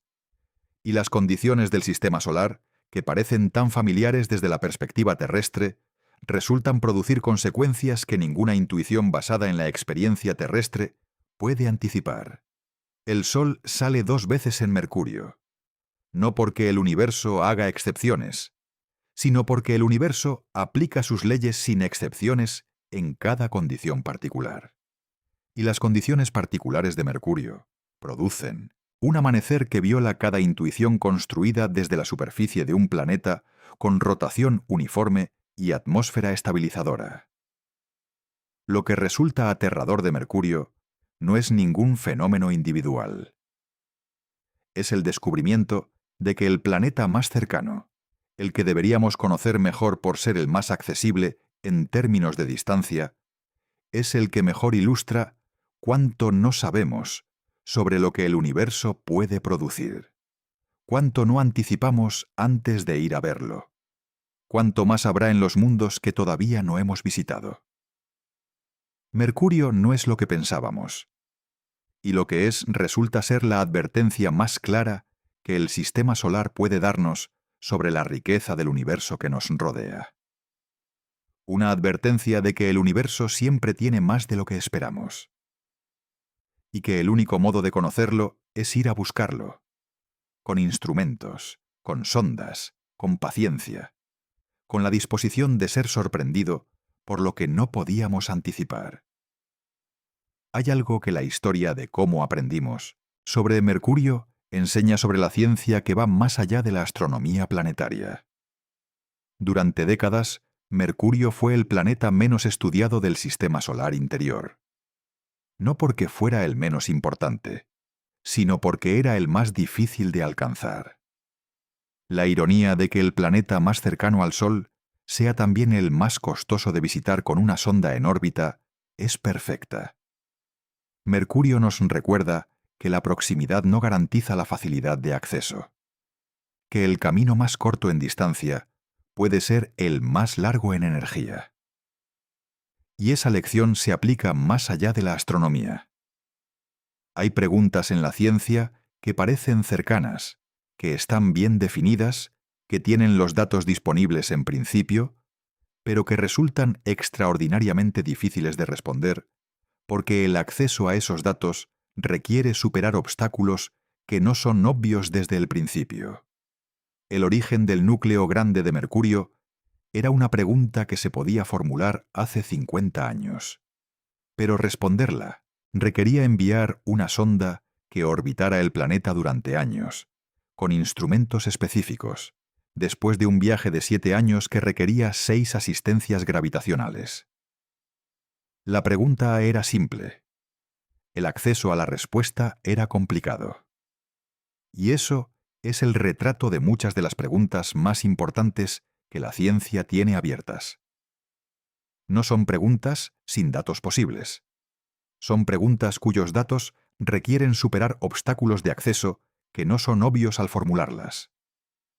Mercurio nos enseñó que hay que ir a buscarlo, que las observaciones desde la Tierra, aunque valiosas, no eran suficientes, que la resonancia 3A2 estaba codificada en los datos de radar de 1965, pero que sus consecuencias para el amanecer doble no fueron comprendidas completamente hasta que modelos computacionales más detallados las desarrollaron décadas después. Que el hielo polar era predicho antes de ser detectado, pero que su confirmación, y la de la capa de material orgánico sobre él, requería la sensibilidad de Messenger en órbita. Que el encogimiento activo era sugerido por la existencia de los escarpes, pero que su extensión y sus implicaciones para la actividad actual del planeta fueron establecidas por el mapa global que solo Messenger podía producir. En cada caso, la pregunta precedió a la respuesta por décadas, y la respuesta llegó cuando la tecnología y la voluntad de hacer el viaje difícil convergieron. Eso es la ciencia en su mejor expresión. Preguntas persistentes. Acceso difícil. Respuestas que cuando llegan producen más preguntas. Y la disposición de repetir ese ciclo indefinidamente porque la alternativa no preguntar, no ir, no saber, es inaceptable para la especie que decidió un día alzar los ojos al cielo y preguntarse qué había allí. Mercurio no es lo que pensábamos. Nunca lo fue. Y el planeta que Bepicolombo estudia desde sus sobrevuelos y que estudiará desde su órbita tampoco será completamente lo que pensamos ahora, porque el universo siempre reserva algo más. Y eso, más que cualquier dato específico, es lo que Mercurio tiene que enseñarnos.